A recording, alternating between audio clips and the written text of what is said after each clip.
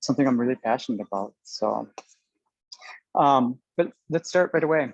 And like Jennifer said, I mean, if you have any questions or need anything, please ask. I don't mind taking a break for just a second to talk about what questions you might have, especially if you're going along and cooking with us. The thing about traditional Mexican cooking, it's very simple, it's very fast, and it's not a lot of ingredients. I mean, that's the thing that makes traditional Mexican cooking so great. In going to different houses and different taquerias in Mexico, there's always a base foundation for the recipe, but everything else is kind of like the added art to it. So when you're doing like a traditional salsa roja, I mean, the main component is always going to have tomatoes, onions, cilantro, some kind of pepper to give it some heat, and then usually salt, just to kind of round it out along with some lime. Along with that, the other unique thing about traditional food down there is that every family's got the best recipe. And I gotta say, I've had a lot of good food when I was traveling through there. So I mean, if you get the chance, definitely take the experience to go to different taquerias in Mexico. The first thing that we're gonna do though, is we're gonna start doing two things at the same time. And we are gonna be using our kitchen. So you will be seeing some of the staff making tacos for our customers. And just be right in the kitchen. Two things that we need to do though, if you look at the recipes, and I think all the recipes were sent out, is that the first thing that we will need is to start blistering the tomatoes, and we are gonna cook the tomatillos. So one thing that I'm gonna start right now is that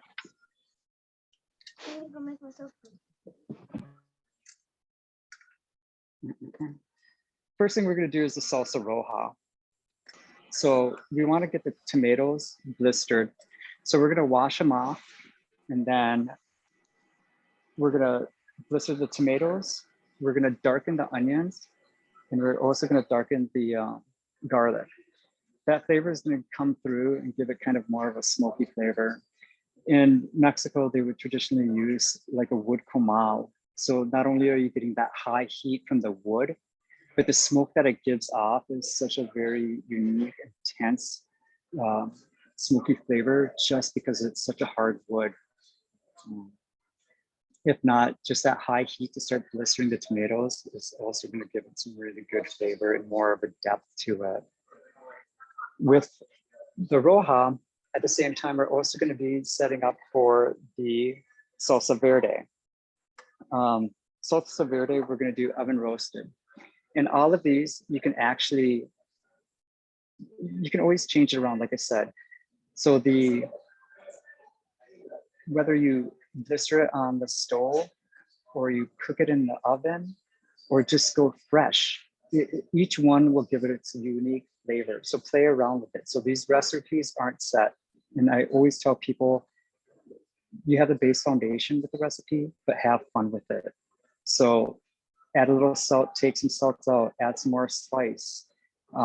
Instead of oven roasting, do it on the flat top. Instead of doing it that way, don't even do anything and just cook it fresh. So for that, we are gonna take the tomatillos, and the tomatillos usually come husked. So one thing you're gonna wanna do is dehusk the tomatillos. And it's just a light skin. And the thing is, once you take off the husk, you're gonna wanna give it a light rinse because it does have a tackiness to it. And that's just what kind of keeps the actual husk tied to the actual tomatillo.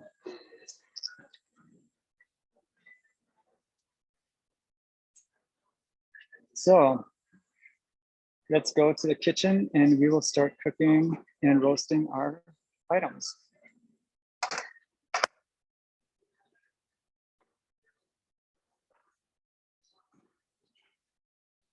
Smile. Da, da, da. And I can't hear anything.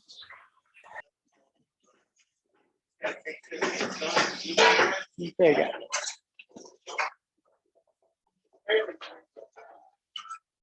Okay, so Right now, I set the oven to 500 degrees. And what we're gonna do is we're gonna throw our garlic, our tomatillos, and the garlic and the jalapenos all into the oven at 500 degrees. We're gonna do the blistering this way through the oven roasting.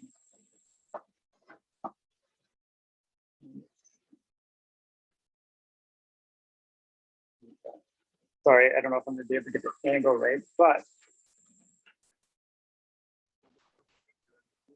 so we have all of the product. We got the tomatillos, the garlic, and the onions, and the jalapenos all ready to go. And we're gonna let this go for about 20 minutes, like I said, at 500 degrees.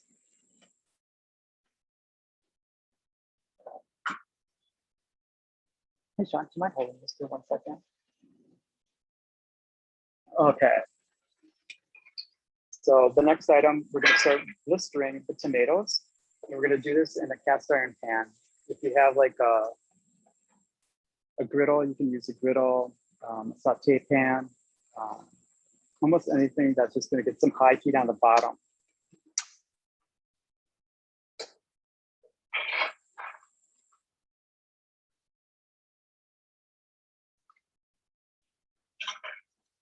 So it shouldn't take too long to get it heated up.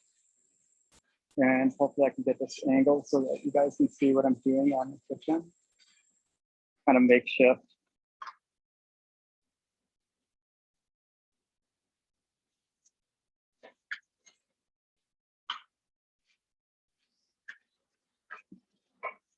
So Jen, can you hear okay?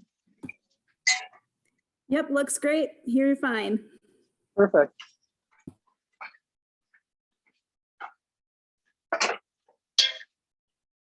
So I'm going to start off with just taking the Roma tomatoes. And it's great because when you use the Roma tomatoes in that high heat, it starts to give it a little bit more of a smoky and sweet taste to it. Cast iron is one of my favorite pans to use. It's very forgiving.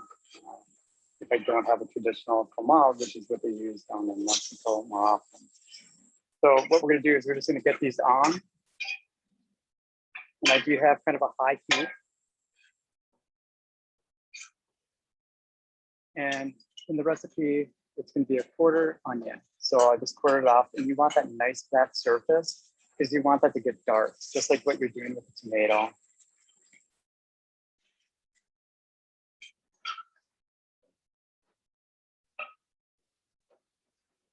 I have my pieces of garlic clove, just a few.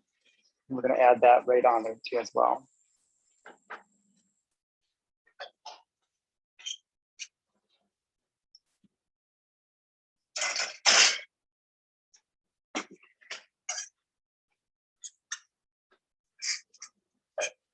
And already with that high heat, it's already starting to blacken.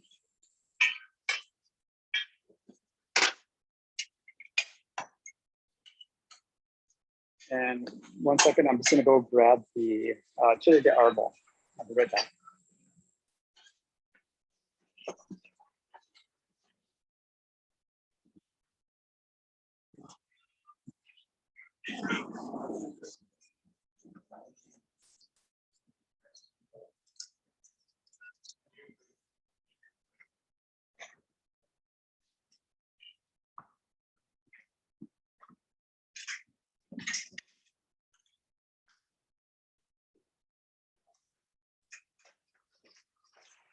So I grabbed the chile de arbol because along with blistering the tomatoes like we are right now, we are just going to smoke the chile de arbol just a little bit, just to give it a little smoky flavor as well.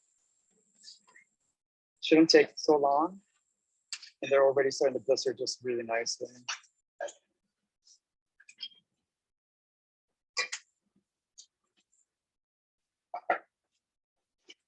Hopefully you can see that nice dark color is what you're looking for. It's not burnt. It's going to give a real nice smoky flavor.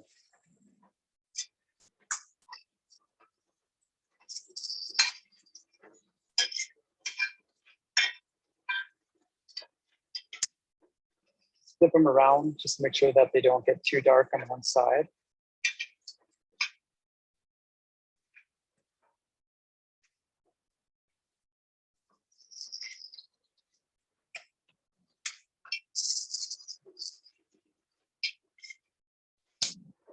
We'll try to get a few of the sides all nice and blistered up a little bit.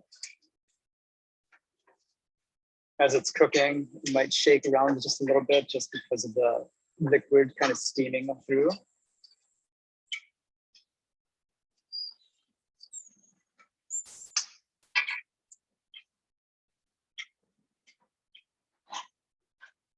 Okay. Now this is the color that we're trying to look for on the onion. That dark, smoky, you can see the smoke coming off of it. It's kind of caramelizing the onion right now. Like I said, what we're trying to do is really give it an intense flavor with our salsa. But you can always not blister it or put it in the oven. Like I said, you can always do it fresh. Just depends on the flavor profile that you're trying to go through. Sometimes I'll even just boil the tomatillos in some hot water.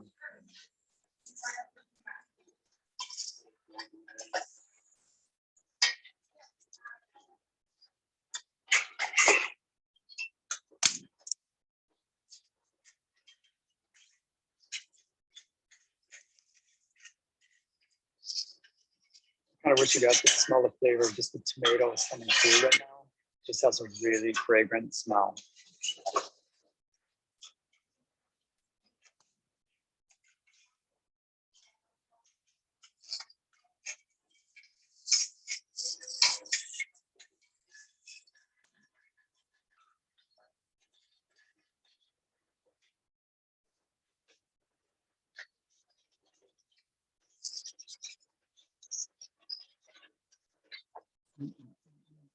Just a couple more minutes, and then we're going to just toss on the chili de arbol and get a little flavor and smoke on that.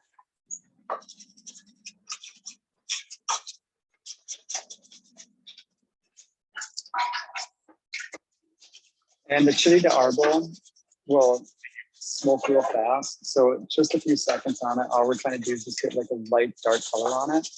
The thing about the chili de arbol pepper is that it's got a really nice subtle heat right in the beginning, and then it intensifies towards the end. It's one of my favorite peppers to use to make a red salsa. And like I said, it doesn't take much for them to darken.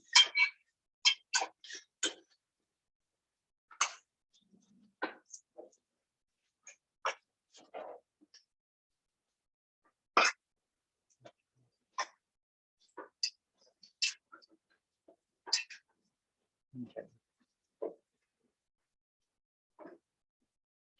So right now, this is what the tomato's starting to look like. It's starting to blister more. It's got that really nice dark color, and you can actually see like the inside of it. It's starting to get like a more firm texture.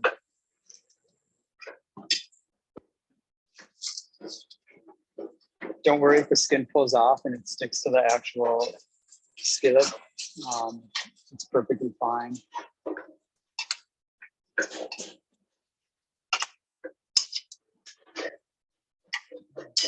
And these are looking really good right now, so we're just going to take them all off. The onion's looking really good. And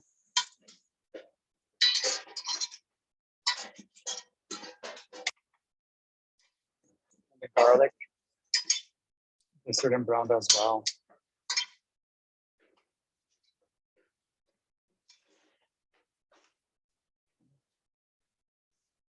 So let's go back to the front. We'll start making the salsa right now, and then we'll start working on the guacamole while we wait for all of the tomatillos to blister, along with the jalapenos and the garlic in the oven at 500 degrees.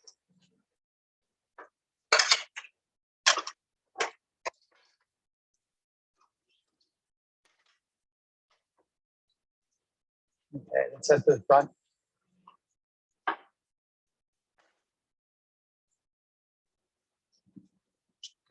Sean, can you keep an eye on the tomatillos? Thank you.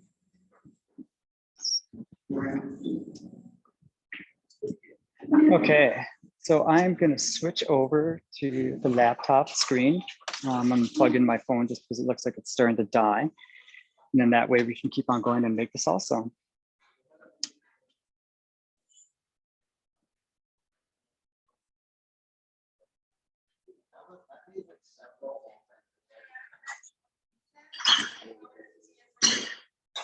Thank you. Thanks, guys. Okay, so the beautiful part about salsas is that it's just super quick.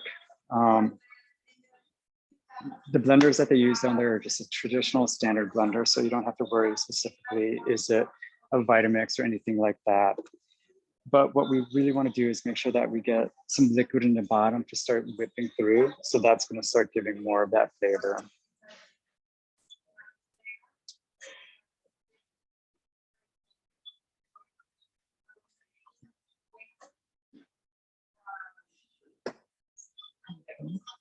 So we're going to add all of our ingredients in. And with the chili de arbol, we're just going to de-stem them. You can keep the seeds in there or take them out. I usually just keep them in there. It adds a little flavor. It adds a little bit of a look to it that gives it that really nice salsa feel. And depending on how textured you want it, just put on the blender longer or shorter. I'm going to add the salt at the very end. One of the things that you'll see, and this is what they call like secret spice in Mexican salsas, is the pollo de caldo. It's basically like chicken bouillon. The chicken bouillon down in Mexico is just a little bit different in the fact that it's got more of a chicken flavor than a salt flavor. So that's the reason why I always wait to add the salt, just to make sure that it's got the right amount of acidity from the lime juice and then salt. So I'm going to add what I have here. I'm going to add my 2 sprigs of cilantro in.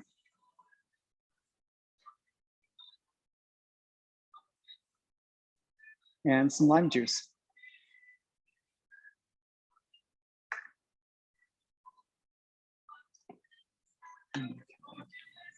Say, Rob, Yeah. we had a quick question. Someone asked, were the skins left on the garlic clove?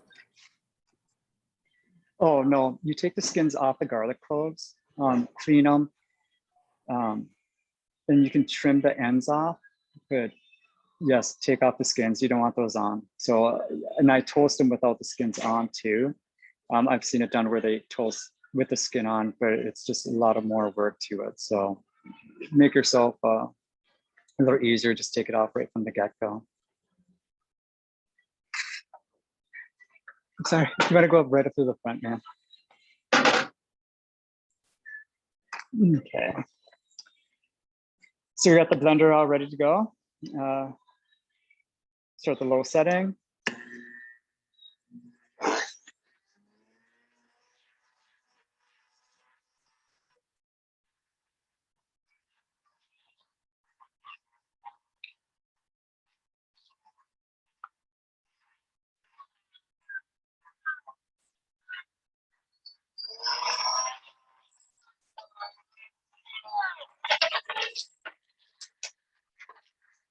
So one of the things that we really want to do, especially with the chili de arbol, it's a dry pepper.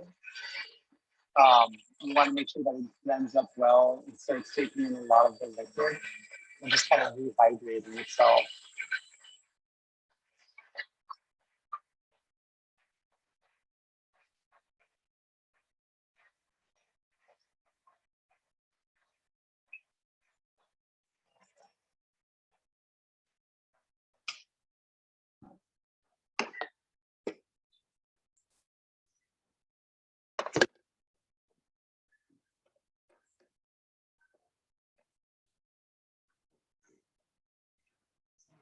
Okay, so I don't know if you're going to be able to see how the texture looks right now. It's a little watery, which is fine.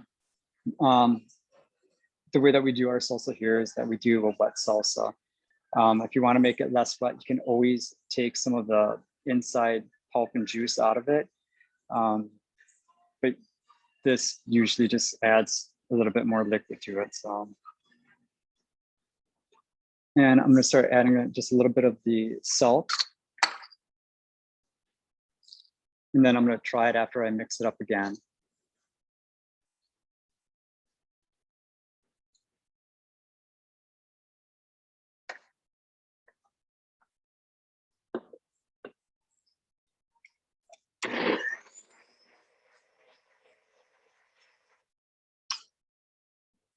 1 minute. Let me grab a spoon.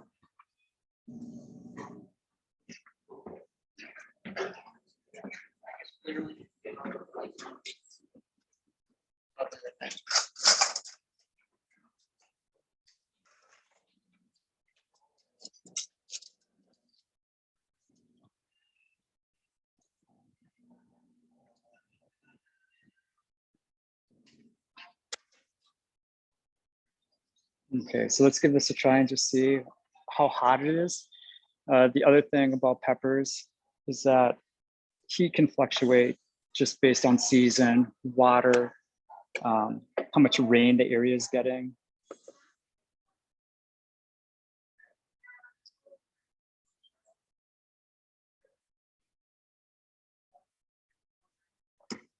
It's got some heat, I'm not gonna lie.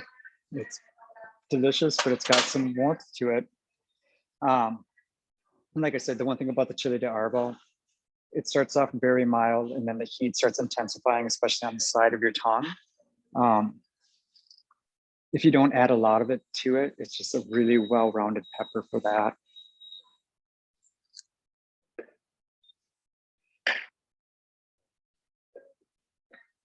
We do also offer an oven roasted red sauce, but it's with jalapenos instead of chile de Arbo. And we roast it in the oven like we're doing with the tomatillos. And it's got just such a unique different flavor to it. So when I was saying like definitely play around with the recipe, make it your own. I think that's the fun thing about cooking. A lot of the recipes are based, but thank you. My sous chef just brought the tomatillos out, so we're gonna be able to go right into the next one. But the salsa right now has got excellent flavor. This is something that would just go great on eggs in the morning, street tacos.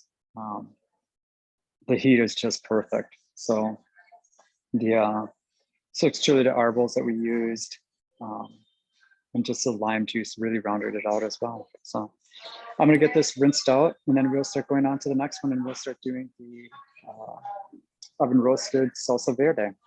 1 second. Great. We have a question for you when you come back. You know what? If you want to ask a question as I'm walking, I think I could take it. Okay, terrific. So the first question was, what's your favorite tomato to use for the Roja? For the Roja, we usually use the Romas. Romas just have such a good flavor. It's not like a 5x6 tomato. This one, it just sweetens up nicely when it's smoked on the grill. So. But yeah, Next question. Oh. No, I was just gonna say, but I mean, even you can play with heirloom tomatoes, you can play with just different things and just really make it your own. I mean, it's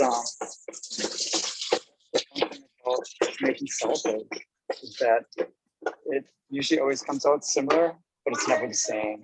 Even if you use the exact portions, because like I said, even just the heat from the pepper in the spring is going to be different than the heat in the pepper in the fall. So, and there was another question. Yes. Where do you find chile de Arbo? So chile de Arbol you can find at most grocery stores in the international section. If you're in Mexico at the Mercado, you find them in just bulk and they're so inexpensive. Up here in the States though, I mean, if you go to the grocery store and go in the international section, they're usually pre-packaged. They usually come about maybe 40 peppers to a pack. And $4 or $5 is usually the average price for them. So, but it's a great pepper to hold on hand.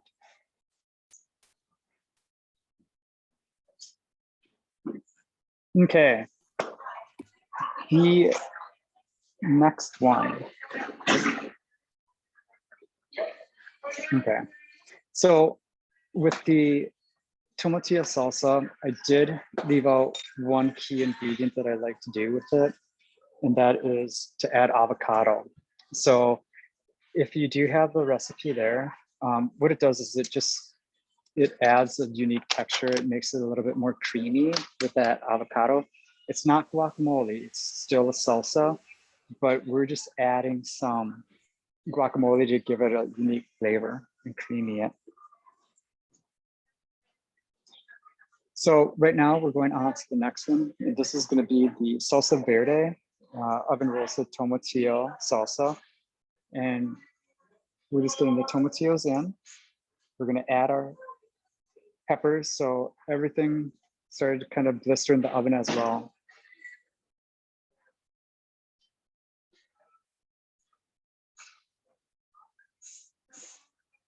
And a lot of salsas are similar too. I mean, with what you're putting into it, the components, the tomatoes, the tomatillos, there's usually always a pepper.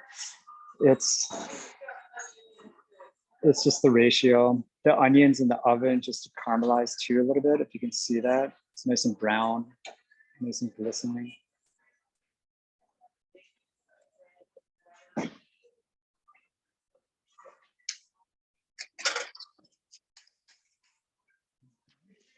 We're gonna add our sprigs of cilantro in there, our lime juice. And I have my salt here.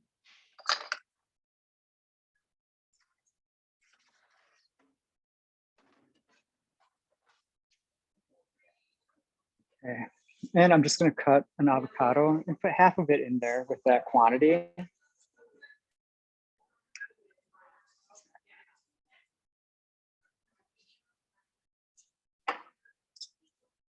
So I'm just going to scoop it out. Nice ripe avocado.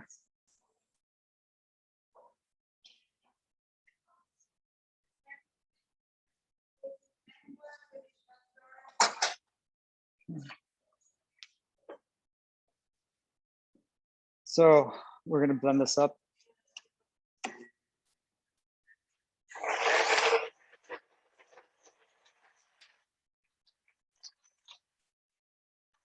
And the only thing that I didn't add to it was the salt.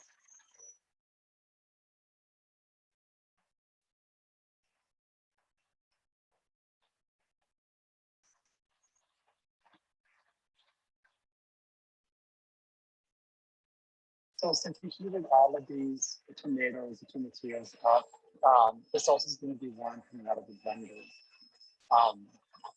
You're going to get the true effect once you cool it down. The true flavor will come out as it starts to not be so hot. But definitely, as you can see, the steam coming off of the tomatillos that we just oven roasted. And I just want to get a taste to see where we're at with the flavor and how much heat.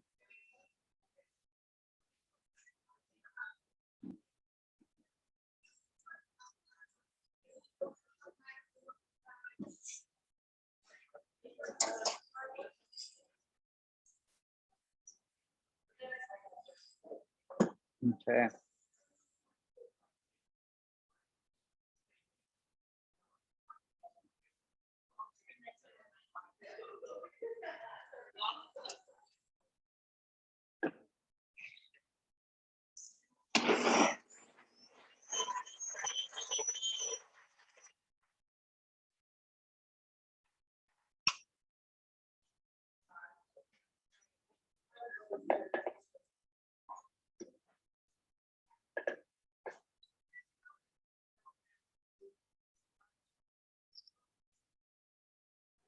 It's excellent.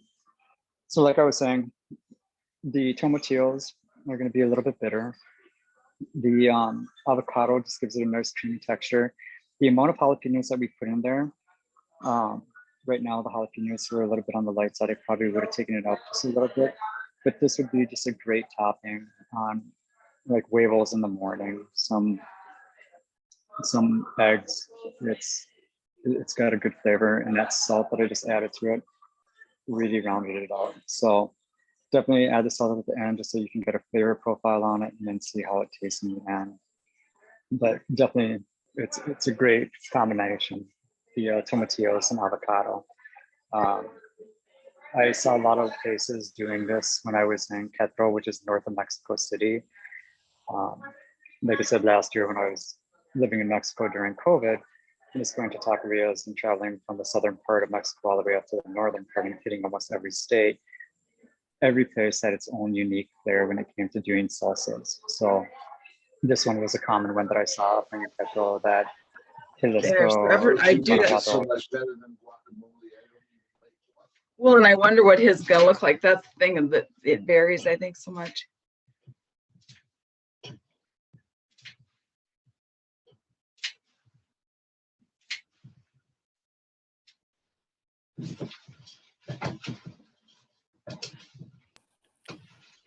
Hi, why Rob. can't Hold I on. hear You're muted. Oh, he's muted. Yes, he's muted. He turns it off because when he puts I'm gonna have you mute, but and let me find you, Rob, so I can unmute you. All right, there's one. Oh, I think you have to do that.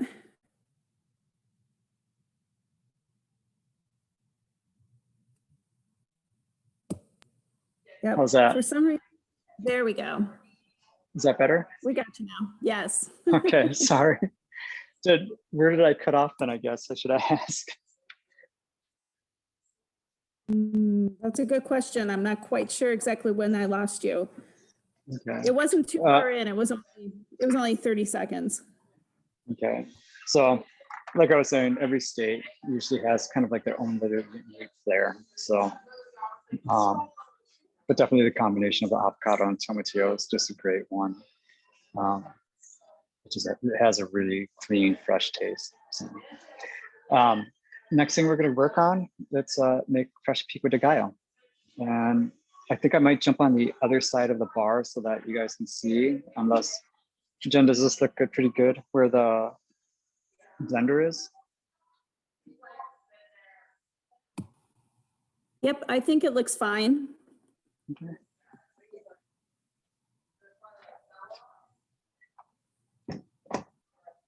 If you could maybe move your camera a little bit closer, that might help. This one? How's it look? I think to me. everyone can see okay. Can you see okay? We're just think trying to so. reposition it. And I have to say, Rob, I don't know that I got the pico de gallo recipe. So we might not have that for everybody. I have a guacamole. Oh, and we lost you again. Hold on, you're muted again. How's that? There you go. Okay.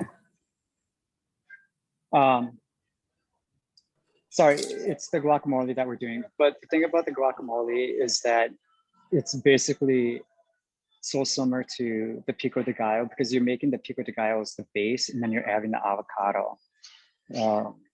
There was a gentleman, Carlos, down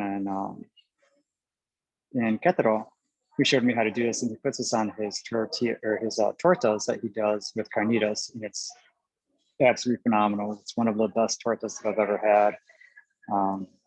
But his pico was just amazing because he would use apple cider vinegar, and that really is what kind of gave a flavor of that nice acidity to the actual pico de gallo. But we're going to do the same thing with the guacamole. So let's see if we can get this to look clean. Is that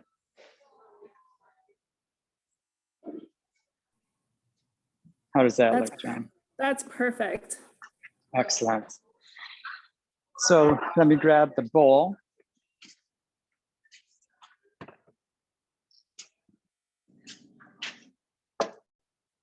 So growing up, my mom would always take the avocado and she would leave one of the seeds in there.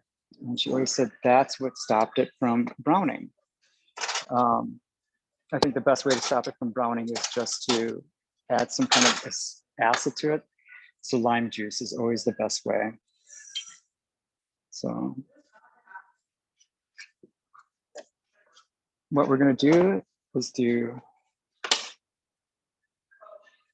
4 avocados.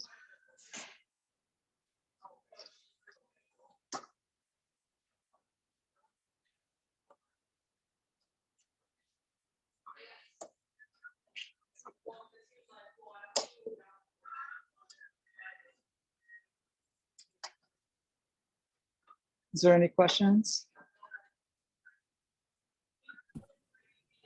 No, we're looking pretty good. Everybody's keeping up.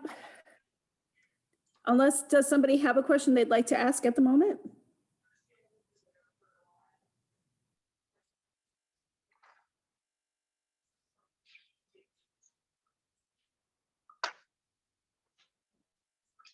Well, I'll say right now the price of avocado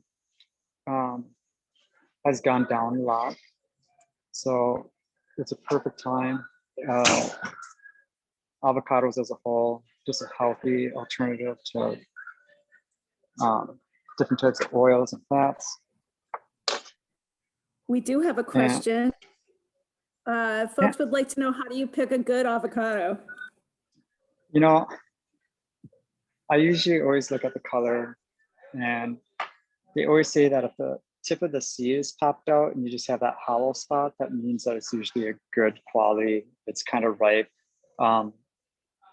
If it just has a little bit of a firmness to it, but it's still soft enough where it does indent a little bit. These are perfectly ripened tomatoes right now. So, and the flavor that we're getting from them right now is just really good. But the little nub on the end, if it's missing, it usually means that it's pretty ripe and ready to go.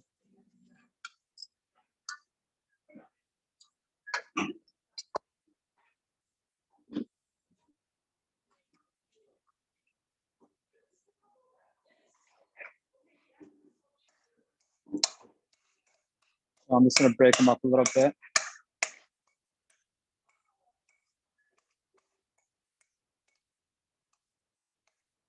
And then that's going to help start to smash it in a little bit.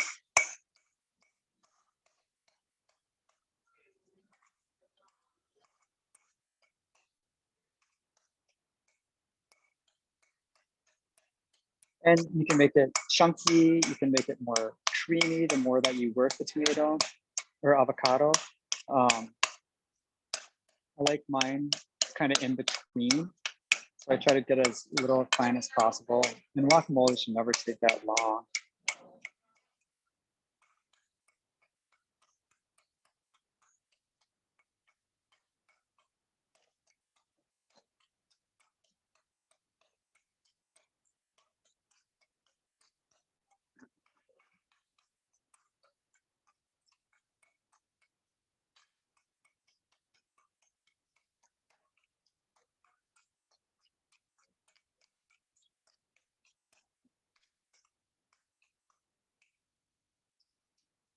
Just gonna smash it up a little bit. Still try to hold some of that texture of the chunkiness, but also kind of give a little bit of that creaminess from that green parts.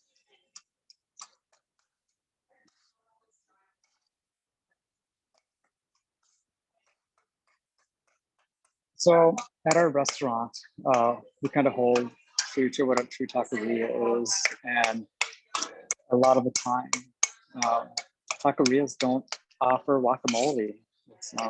They might have avocado, but they don't do items like chips and salsa or guacamole. So that's more what you'll see north. But you can see the texture right now. It's a little creamy. There's a little bit of chunk to it. I just like that flavor feel that you get in your mouth from the two contrasting textures. Okay, so now we're gonna take our onion.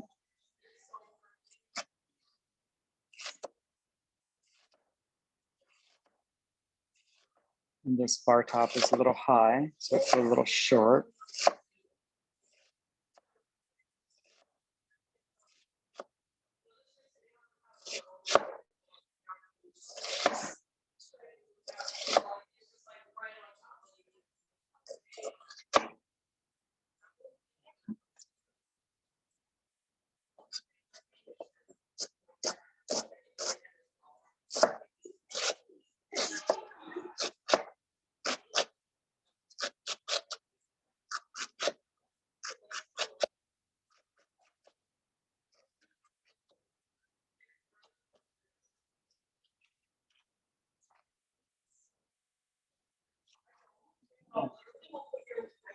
And I know right now the onions are pretty strong. So instead of doing a full half onion, I'm just gonna do a fourth finely chopped like we have right here.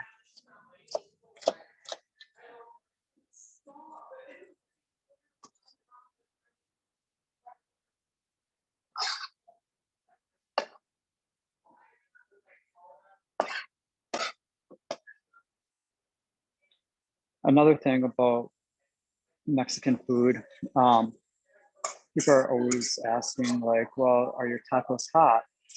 And the tacos should never be hot themselves. It's the salsa that gives it the heat. So definitely it's how hot you make the salsa, is how hot your tacos are gonna be. But I know that these Mexican onions had a lot of kick to them, so I'm going to go a little bit less than a half.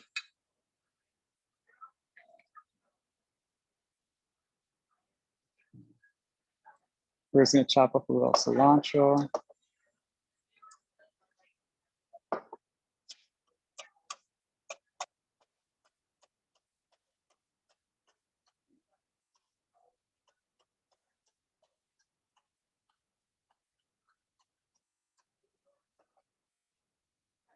And I do stems and all.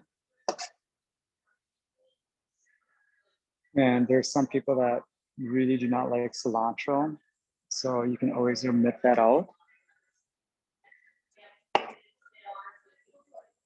And now for the tomatoes. And these, I just kind of do a rough chop.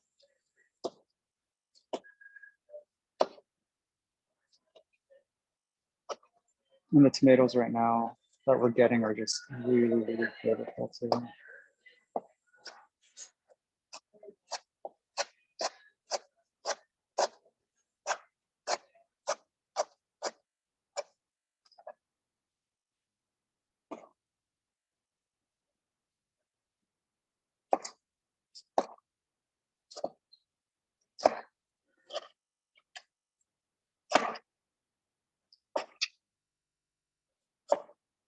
Are you busy? Yes. Thanks, Benny.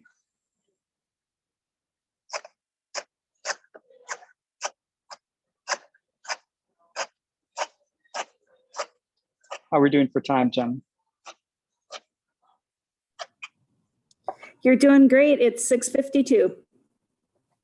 Excellent. In the past, I've been known as the one that takes the class like 2.5 hours.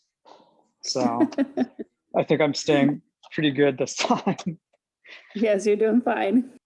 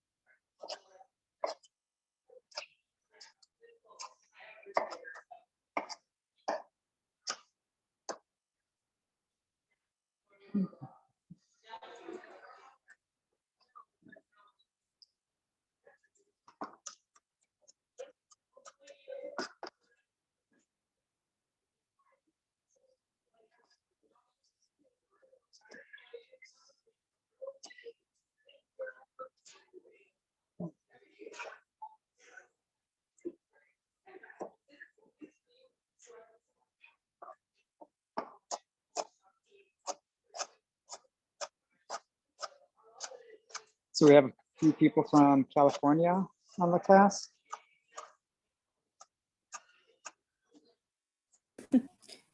Yep, at least one individual.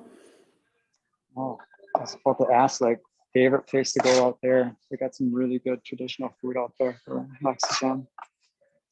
San Diego is one of my favorite spots to go.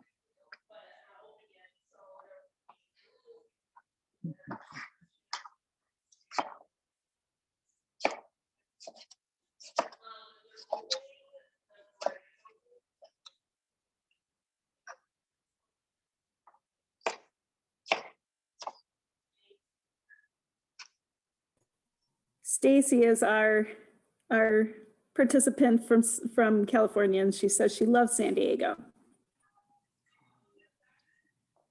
And another participant, Jody, said that she loves your tacos, tacos, tacos. So you have somebody that has already been to your restaurant. So tomorrow's Cinco de Mayo, and you know, it's not a common thing for them to celebrate Cinco de Mayo in Mexico, but we really celebrate it up here. So tomorrow we're going to be doing some fun things. Mainly, we're going to be doing like a free taco for every purchase, and going to donate a portion of the sales to one of the local food banks up here. So one thing I said about the restaurant, I wanted to keep it like Taquerias in Mexico, where a lot of it's family based and they do a lot for the community. So I wanted to kind of do that for our first Cinco de Mayo, seeing that we've only been open for about 3 months. And so I think the response has been good, which is a great feeling, seeing that one of my favorite things to eat is tacos.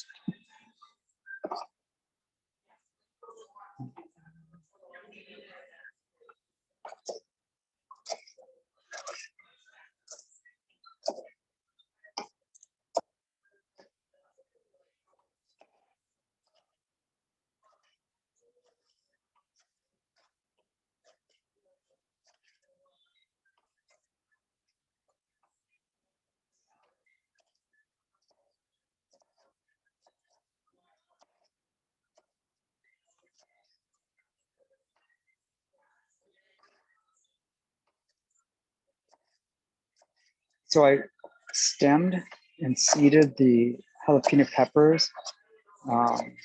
You get most of the heat from the vein, and the ones that we have here weren't really that spicy. So I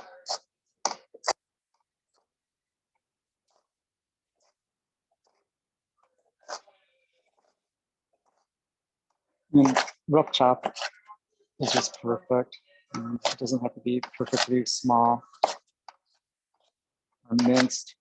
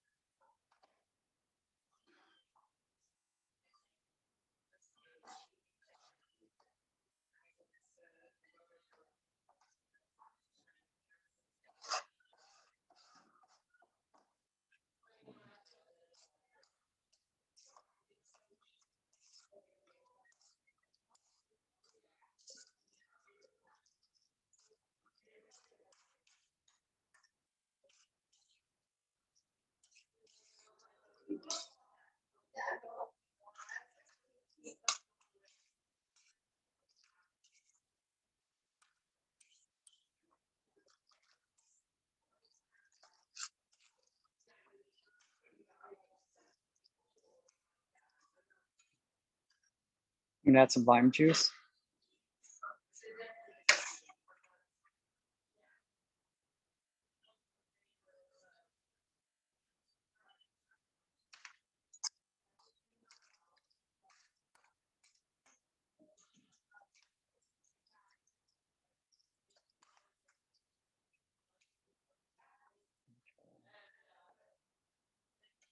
I'm just gonna taste where we're at right now.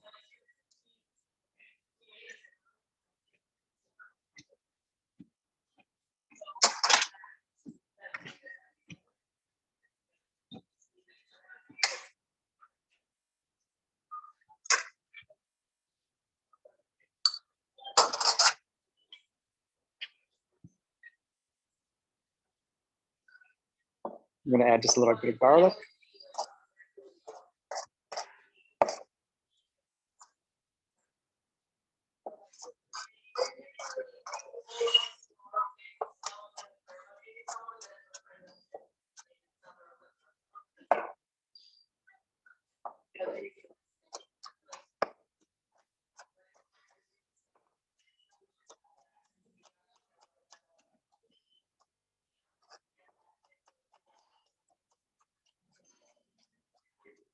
And we're just gonna do this rough chop as well.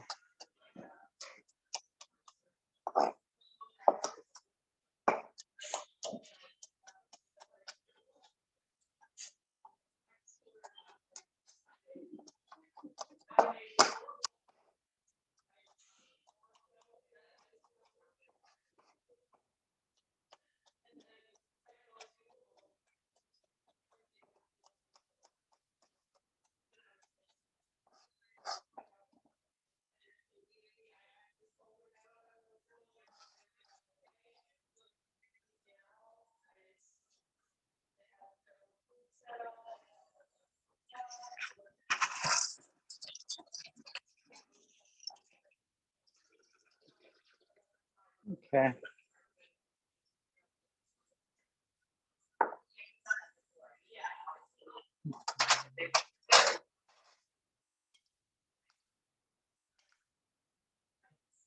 This stuff out of the way.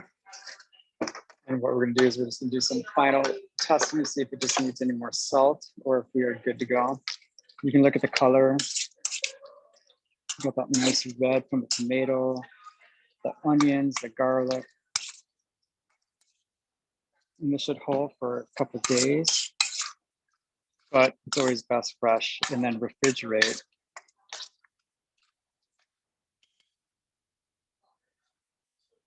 Just the worst place in Canada in terms of new. It's great. Nice flavor. The salt, the avocado. I think it turned out great. So it's gonna go good on tortillas and any kind of Mexican dish. So Awesome. any questions so far? We have Stacy who asked, and I'm not sure if this was in jest or not, but she asked, can you ever use too much lime? Me, I think Yes. yeah, you can go a little heavy on the lime for sure. And then her other question was your method for keeping it from getting brown. You know, it doesn't take a lot of lime juice to stop it from doing that reaction where it starts to brown out from that air.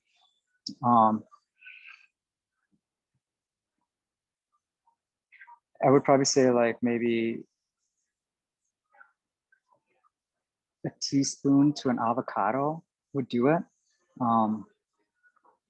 It's not a lot. Any more of anything is really just going to give it more flavor. So it's just really how much lime juice you want to go into it. So I like the balance of where you get the onion, the avocado, the tomatoes, the lime juice, and the salt. So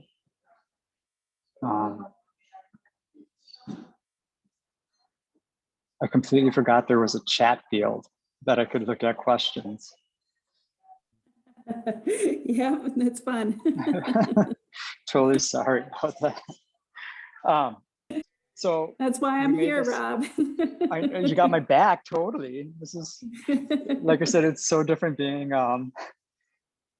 like not in front of a class doing a cooking class in the kitchen, but this is kind of nice because it's a fun way to get a whole bunch of different people. So I guess the next thing that we're going to do now is we're going to make some fresh tortillas. The thing that makes a taco in my eyes is the tortilla. Being in Mexico, the most great thing is every morning the tortillas are fresh. You go to the tortilleria, there's one every like few blocks, and the flavor you get from a fresh tortilla is absolutely the best. It just makes me excited because I mean that's like the one thing that I'm waiting for our restaurant to get to is actually making our own fresh tortillas in house, sourcing really good heirloom corn but that's the foundation of any taco. So when you are able to get a really good tortilla, you've basically found like the foundation. So if you find them fresh, you are great. So I see there's a question about plastic layer on top. It does help stop it. It's just the oxygen when it hits the avocado, that's what starts the browning process. So along with the lime juice, covering it tight as possible will also stop from that. So, but definitely, like I said, my mom's fix was to add avocado seeds to it, and it seemed to work, but it still got a little brown. Thin layer of water. I've heard that too, but the thing is that if it gets mixed in, it starts to dilute the flavor of your guacamole. So I usually kind of stay away from that. I mean, I've seen it done before, but I would probably go with the plastic wrap before the water, but the water will probably protect it a lot more.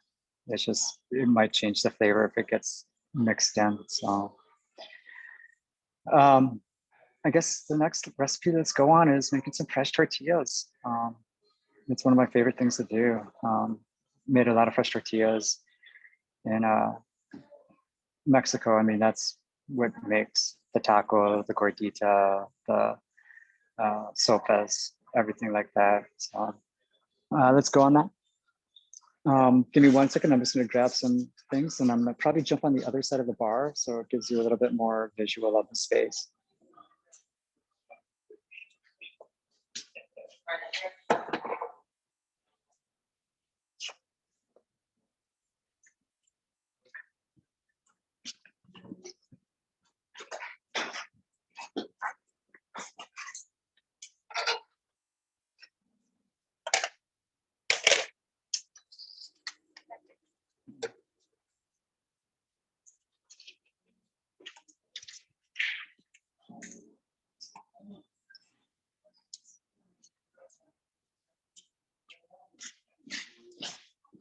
How's this view?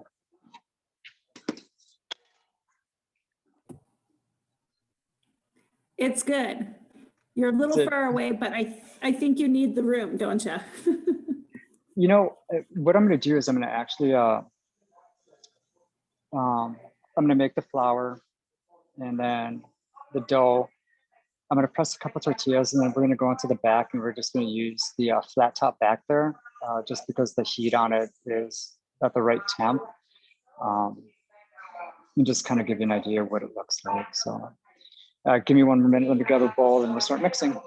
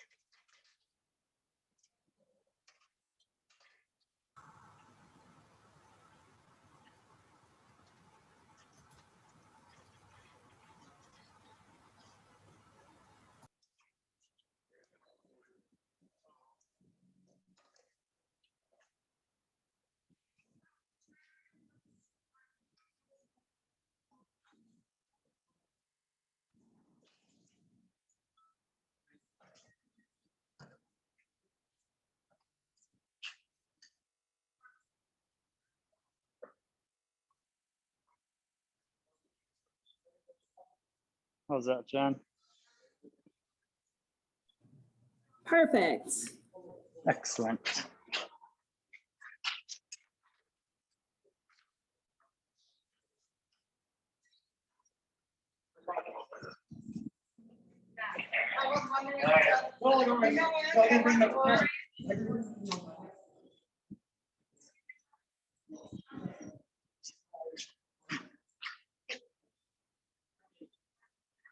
Okay, so the first ingredient, the most important, is going to be the masa harina. Let me tilt this back a little bit more.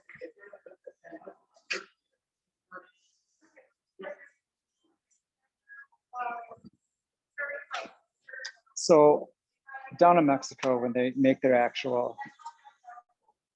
when they use their masa for the tortillas, the places that the tortilleria usually gets it from some place where they have mixed it, cooked the corn, added cal and water, boil it, and then they go to a grinding process, and then that's when they add like the salt and some more water. The taste of it is very, there's like a lime taste to it before they add the salt. The stuff that you buy in the most common brand in the US is manteca. One thing about mantecas is that they use the corn and a little bit of the cob when they go through the grinding process. So it doesn't get as fluffy and tender as it should.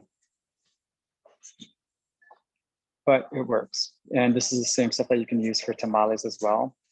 So basically you're just gonna add the water into it and save some, just because based on how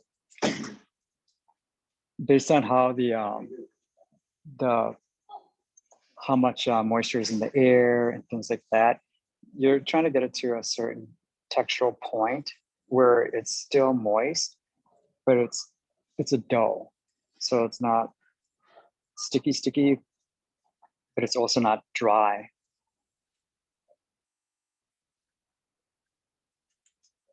And I think I grabbed way too small of a bowl, but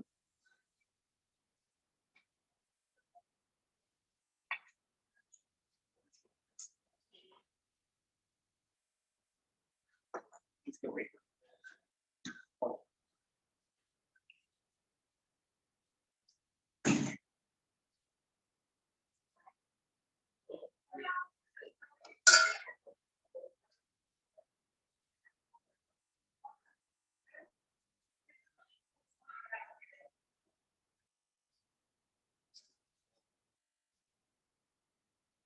when you want to use warm water when you do this, it just really kind of starts activating the flour.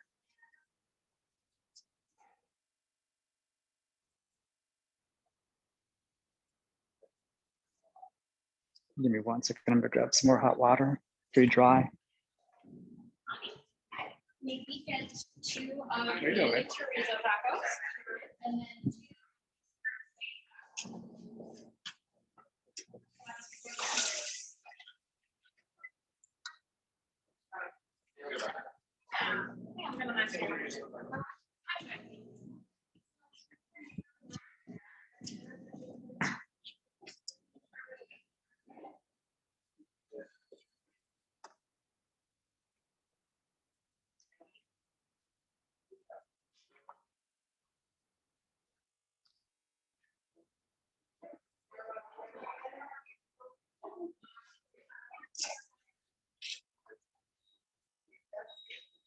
I'm gonna add a little oil to it, a little salt. One of the salts that I really like to use is Latino Salt. It's a Mexican type of salt. It's iodized, but it doesn't have that really iodine flavor to it. It's got a little bit more cleaner salt taste to it. So, and I'm just gonna put this on here just so I can start kneading it.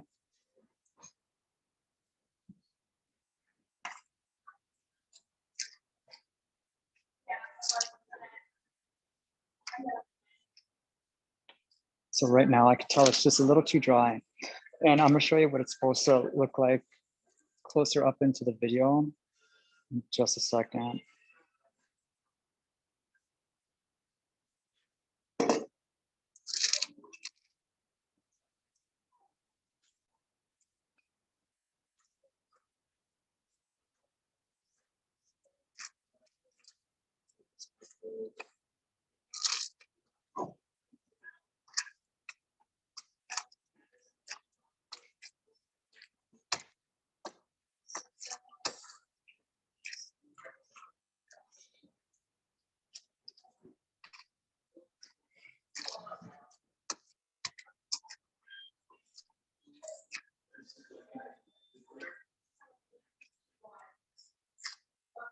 Okay, I'm just gonna add just a little bit more. Like I said, it's still a little bit on the dry side of what I'm looking for.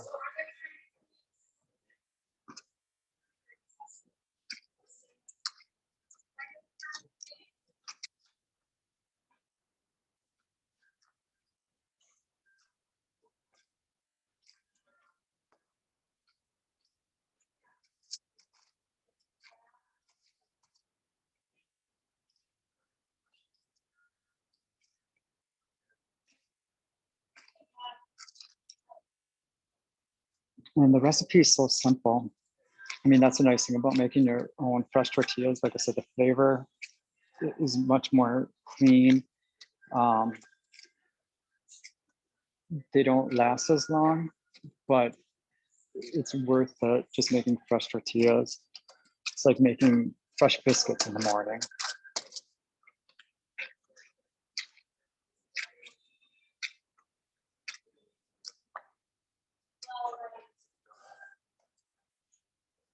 And then I'm just gonna start balling it. It's kind of like the pinch test. It stays firm, but it's starting to like still moist, but not dry.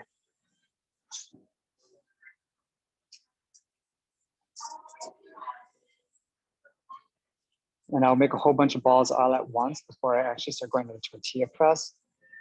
That way I can just go through and just make a whole bunch all at once. So we have two questions. Okay. Leslie would like to know, is the process similar to making flour tortillas? So the process for making flour tortillas,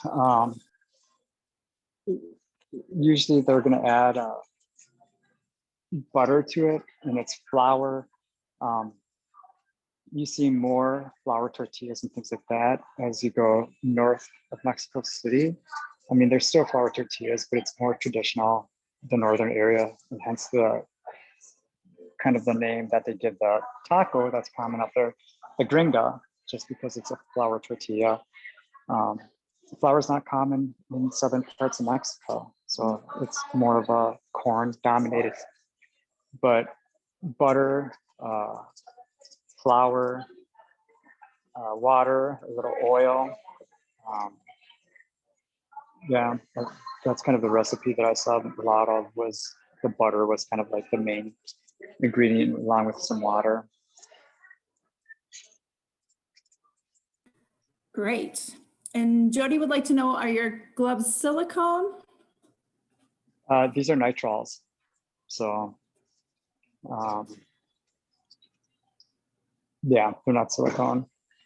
The price of, it's funny because with everything that's happened with COVID and things like that, pricing on a lot of products that we buy in the restaurant industry has gone up. So basically, back in last December, I was buying nitrile gloves for work, and they were 64 a case, and then now they're 254 a case. So it is definitely a luxury to have nitrile gloves, but they fit better. So I made a couple balls, and I'll show you a couple of different sizes. What street tacos are is usually 4.5-inch tortillas. They're served 2 tortillas per taco. It's called copio. And then you put your toppings on that. And it's usually a meat, whether it's pastor, lengua, spadero. That's the type of meat. And then you put the diced onions and diced cilantro on top. And then you get the heat from the different types of salsa that you put on top of that. So let's go into the back kitchen. Well,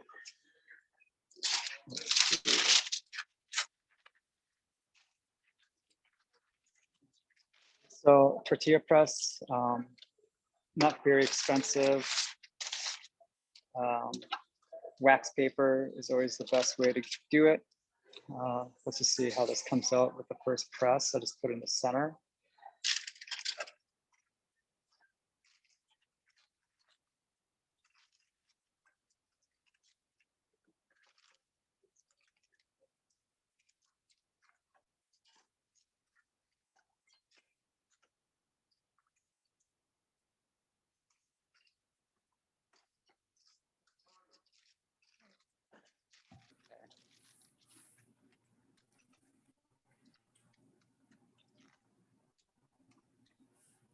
So this is a tortilla. So this is basically the size that you'd have for a street taco. It's just about 4.5 inches. And we'll put it right on the comal. It's not too thick. Say, Rob, if we don't have a tortilla press, what can we use? You know, in the pinch, I've used sheet pans. A sheet pan underneath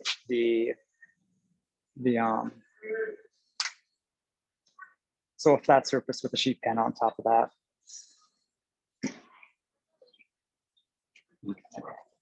How's that? Can you see me again? Yep, I can. Okay, so we're going to be heading back to the kitchen. Okay. So you saw the size of the tortilla that we did. So it's a nice street size taco. And we're just go right onto the flat top. The flat top's just slightly kind of oily right now from the other tortillas.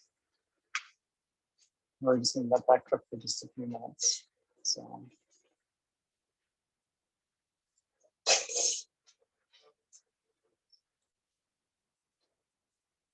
Any questions about tortillas so far?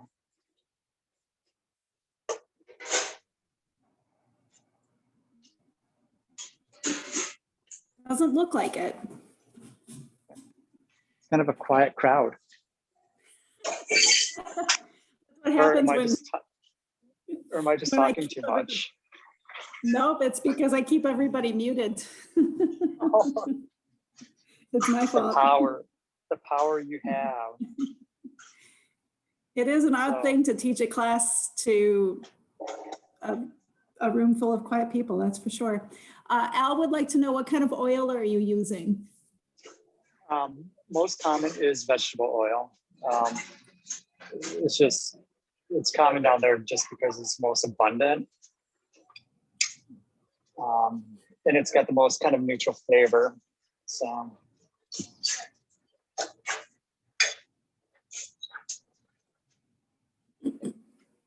We're gonna let that cook for a few more minutes. So the biggest difference between like a tortilla and the gordita is the thickness of the actual tortilla itself. So you'll see it be a little bit more thicker. They'll make a slit in that and then stuff it. The things that you see at Taco Bell is a very different type of gordita. So.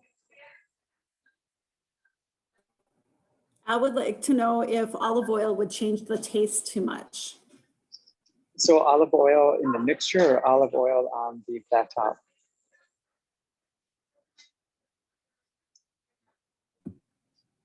Al, you can go ahead and unmute if you'd like to. Well, it's actually not Al. Somehow it got under my husband's name. This is Amy, and Thank you, Amy, sorry. that's okay. That's okay. On the flat top, would it be okay just to use olive oil instead? We've got some corn allergies and. Oh yes, definitely. I mean, if that is the option right there, is to go with the olive oil, definitely use it, or corn seed, or so sunflower seed oil. I mean, there's different things that you can use. So, Sure. Thank you. yeah. So as you can see, the tortilla is getting a little puffed up. That's the steam inside of it. You can see it rising a little bit. And I just kind of smash it down again.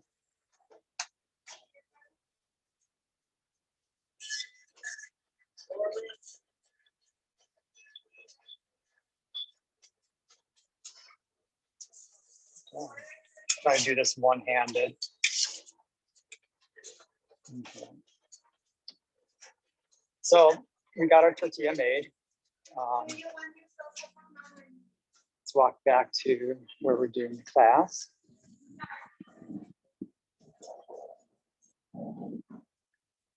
Okay. And I am going to switch back over to this one.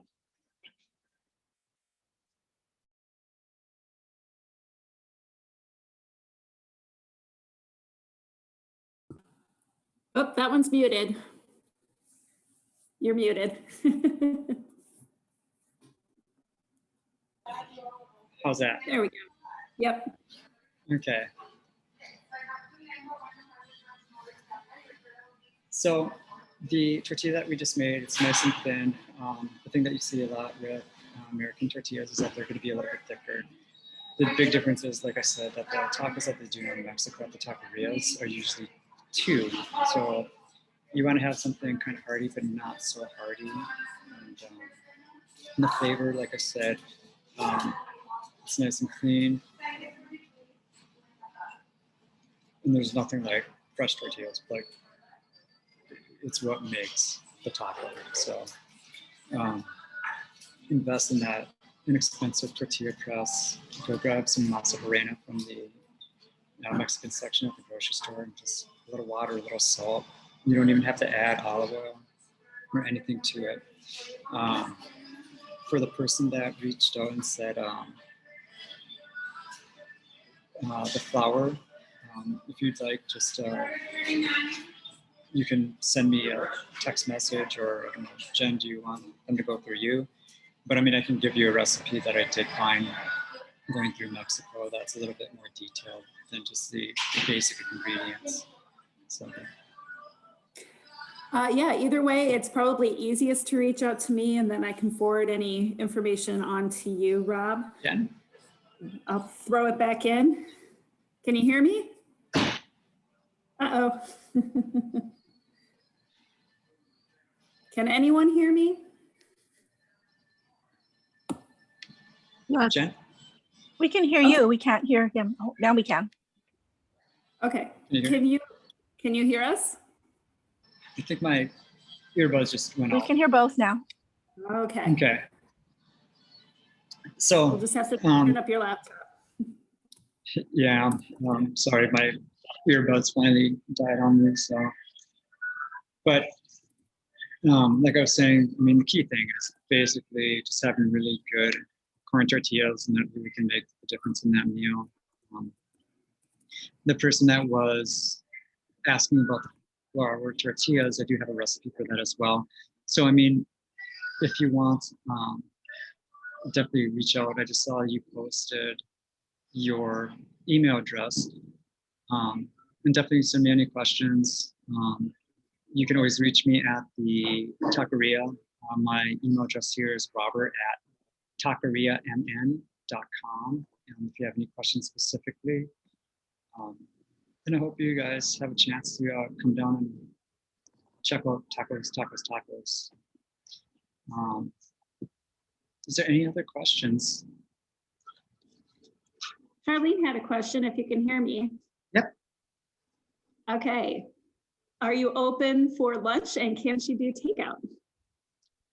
Yes, actually, we do. Most of our food is takeout. We do have a few spots for indoor dining, but right now most people are just enjoying taking the food. The best thing about the tacos is that when you order it, you should order it fresh. So calling ahead, I always tell people just to come in. It's fast. It takes less than 5 minutes for your meal to come up. I say we're faster than McDonald's, just because that's what taquerias do, is that they get people in and out within just a couple minutes. It's really, yeah, it's fast food to its fullest, and I think that's the reason why the concept works so well right now, and how people are really gravitating to real taqueria food.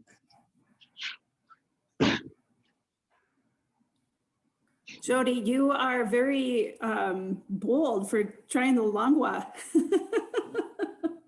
You know, I don't know that I could do that yet. it's funny. I mean, another thing is like when we were going through Mexico and I was coming to the menu board, and I was looking at all these taquerias, and they all had like tripe, and they had like cheeks and cabeza and tripe, brain and stomach and things like that. And I was like trying to find some kind of like happy medium, but I kept on having lengua down there, and it always tasted like roast beef, just really tender, flavorful. They just steamed it and lightly seasoned it with salt, and it always came out reminding me of roast beef. So a lot of people up here have just been really adventurous in trying the lengua, and we run out of lengua every day. I mean, we do a few tons a day, and we sell out by just a little after dinner time. So people are enjoying it. That's awesome. Let's see, Wendy wanted to make sure, are the tortillas all made in your restaurant fresh every day? So right now, when I came up here, we've been open for about 3 weeks, and I've been back in the country for about 3 months. I came up here and just opened up the place. The thing that I wanted was the fresh tortillas, so I ordered a tortilla machine. With everything that's happening with COVID and delivery and labor shortage, it's taking longer for our tortilla machine to be made. But I did source a brand of tortillas. They make them out of the cities, and we get them brought up here. So, are they daily made? They're not, but they are made pretty fresh. So I feel comfortable selling them. I'm gonna feel even way better selling our own fresh tortillas every day. So Terrific. Pretty soon then, huh? very soon. I'm just waiting for that machine. So Well, I just wanted to thank you, Rob, for this wonderful class. I can't wait to try these recipes on my own, and I'll probably email you when I have some failures. But that's all about learning how to cook, so that's great. I want to remind everybody that Tacos is having their Cinco de Mayo event tomorrow, and it does benefit the Damiano Center. So if you are in the Twin Ports area and you're looking for some awesome food, stop by his restaurant. It's on Superior Street, right in the middle of downtown. You can't miss it. And go get some awesome food and help out our friends at the Damiano Center, because we can all stand to help out our community a little bit more. So thank you everyone for participating and for being here tonight. I appreciate everybody for taking the time out of their day to attend the class. Rob, I'm so grateful that you wanted to do this. Thank you for reaching out. I don't know, thanks so much. I just love to share. So especially when it comes to Mexican food and just the stories that I've had the fortune to be able to get. Definitely reach out to me if you have any questions. You got my email. I'm pretty quick to respond. And like I said, I love to cook and make these recipes your own. I mean, these are base recipes, and whatever you do with it, it's the art. So have fun with it. Wonderful. Again, we've recorded this class, so it will be available if you want it as soon as tomorrow morning. Send me an email and ask for it, and I can get you the link right away. Otherwise, once I learn how to do it, it will be on our YouTube channel, which will also have other classes that we've posted. So again, thank you all. I want you all to have a wonderful evening, and I hope to see you again at our next class. Take care. Thank you.